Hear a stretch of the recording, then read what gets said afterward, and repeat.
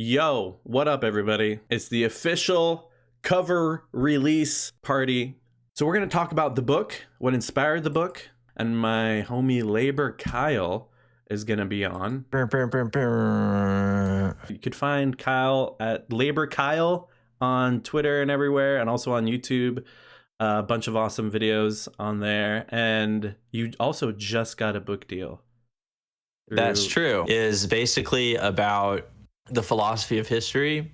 It's a psychedelic Freudo-Marxist assemblage of forms and sources as a means for inspiring new planes of reflection by examining history as a prismatic object. It's going to be awesome. But how did the work you did online and the stuff that you were talking about go on to directly inspire the book? Yeah, it's interesting. I also, is tied to the answer of that question, wanted to address that today is Martin Luther King Jr.'s birthday. But there's one quote in particular that has really inspired me that I feel like a lot of the book is centered around. And I feel like a lot of the people who watch my stuff would resonate with this. And it was from his Beyond Vietnam speech that he gave at Riverside Church, where he said, "On the one hand, we are called to play the Good Samaritan on life's roadside."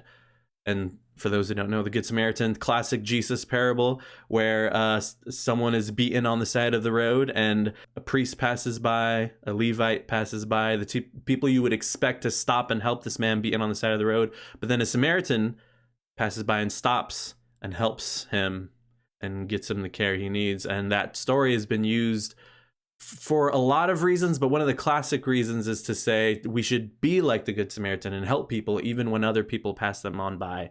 And so he says, on the one hand, we're called to play the Good Samaritan on life's roadside, but that will only be an initial act.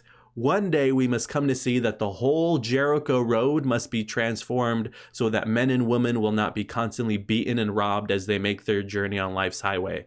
True compassion is more than flinging a coin to a beggar. It is not haphazard and superficial. It comes to see that an edifice which produces beggars needs restructuring. So it's like, if we're helping individuals on the side of the road who need our help, we would be a fool to not wonder, why is there constantly individuals on the side of the road who need our help? Plenty of churches give money to charity, but they would be fools to not wonder, why are there so many people that need charity? We must move beyond the individual and look at the systemic causes. And I think there's a lot of people who watch my stuff, and this is my story too, who grew up in the church being really into Jesus, being really into the message of loving and serving the world that they taught us about. But then that just led us beyond the boundaries that were created for us within these Christian communities, realizing if we're really going to care about this stuff, then we should care about injustice on a much bigger and deeper level. I love that because I think a lot of people resonate with this idea of yes, we fall in love with this Jesus, we fall in love with this message and this mission, the work of liberation in the world that we see in the radical Jesus, but then it leads us beyond what they tell us to do in church and realizing that it should lead us beyond and to do something about the injustice in the world. And you asked how it led with the following and people talking to different people. And so in my own journey, as I realized that and got more interested in leftist politics and talking about decolonization and the ways that Christianity could do a lot better. And I was just making a lot of videos and streams about that. And a lot of people resonated with it because I think they've been through a similar journey, moving beyond what their church taught them, following the radical Jesus so much that they become too radical for their own Christian community that taught them about Jesus. And so this book is for those people with that story who have experienced that kind of thing. What I appreciate about your book project is that it's capitalizing on existing continuities. And it's not coming out of nowhere. And people can read that and go, okay, this isn't coming out of nowhere. I understand. Sure, we know that it's kind of hypocritical that the pastor I grew up with made a bunch of money.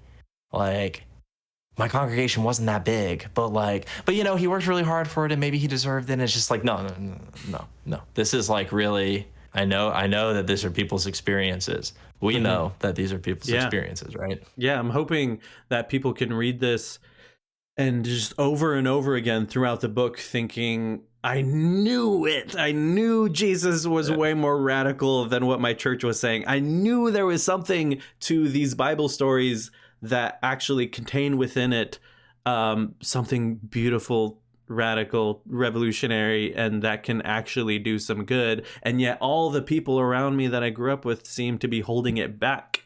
And I want people to be able to finally be able to put language to this feeling that they were always suspicious of Yeah. growing up in these environments. Even if you didn't grow up in church, we still constantly hear conservative Christianity and the way that they talk about Jesus. And it's so yeah, that's what this book is for. Like there's a sense in your book project of connecting existing struggle, present struggle, to the gospel.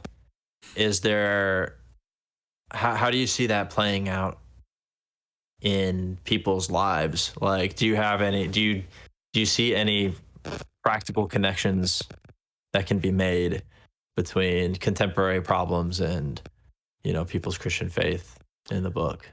Yeah, I have a chapter in the book. This is what I thought of first when I heard that question. I have a chapter in the book called Abolition Come on Earth as It Is in Heaven.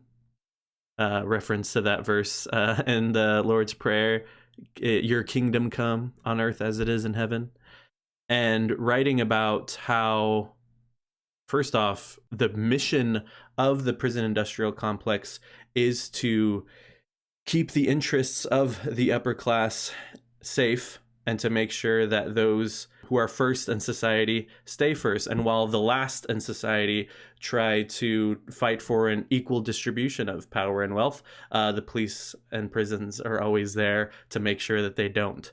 And this is very weird for Christians to support when we follow a guy like Jesus who talks about bringing the kingdom of God here on earth as it is in heaven. And he describes the kingdom of God as well, he uses a lot of different parables, but one of my favorite examples he uses says, in the kingdom, the first will be made last and the last will be made first. It's a flip in the power dynamic, whatever society we end up in. And I very much believe the mission of the kingdom of God is the exact opposite of the mission of the prison industrial complex, as well as the mission of capitalism and imperialism. And so I talk about the mission of abolition very much aligns with the way that Jesus talked about materializing the kingdom of God here on earth. And so to follow Jesus today means to join in these movements fighting for abolition and for liberation. And I know a lot of Christians, when they start to become aware of different injustices in the world and what we can do about it, they want to start a brand new thing. Our church is now going to have a program where we try to help our community instead of trying to join all the other programs of the community that are trying to help or trying to change things.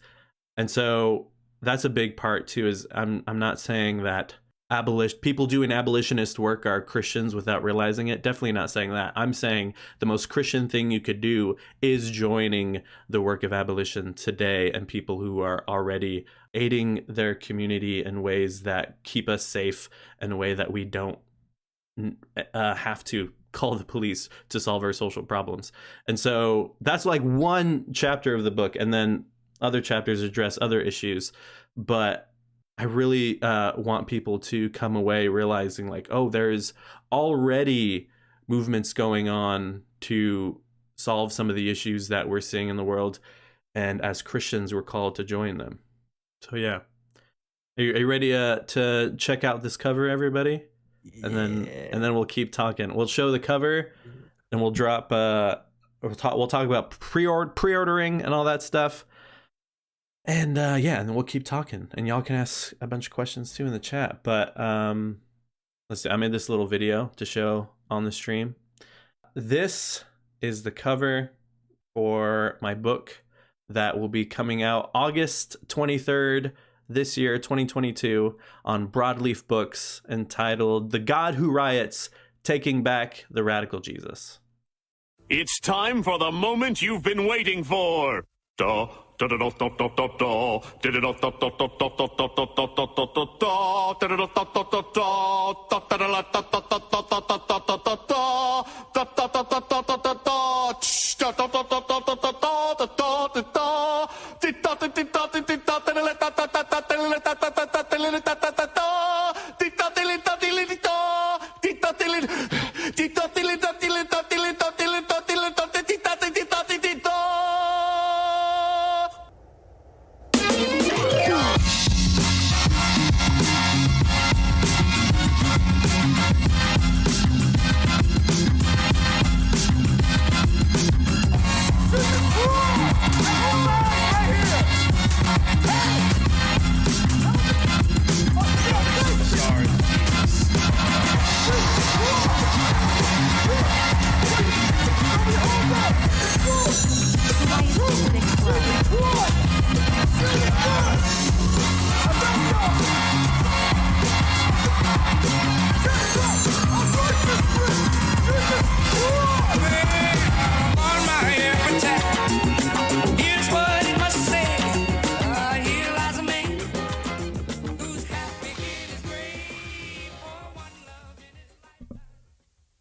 There we go, everybody.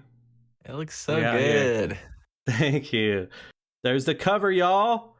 Broadleaf Books, the design team over at Broadleaf Books made this cover, and I like it a lot. Here's the link, y'all. It's only on Amazon as of right now, but it is on Amazon. There's the link. Everyone pre-order that thing right now. It's let me see. It's only $19. If you're in Damon's chat right now and you go to one of these crazy churches that it wouldn't be weird to read a book like this, or if you have a group of ex-evangelicals that you just chat with or whatever, you should start a reading group when this book comes out, and then you should message Damon and be like, hey, would you talk to my book club? And Damon would be like, yeah, like totally. I mean, you don't have to speak for him, but if I were, absolutely, yeah. Yeah. Come on, right? We could do it. We could do a Zoom call, or we could try to figure something out physically, if the times make it safe to do so. But then also, I want to hopefully plan some sort of book tour in a safe way. Of course, that'll be really cool. Great. Yeah, people in the chat. If you got any ideas of places that I could speak on a potential book tour, definitely hit me up and we'll talk about it. Because we got to plan that soon. What's the hottest take in the book? The case asks.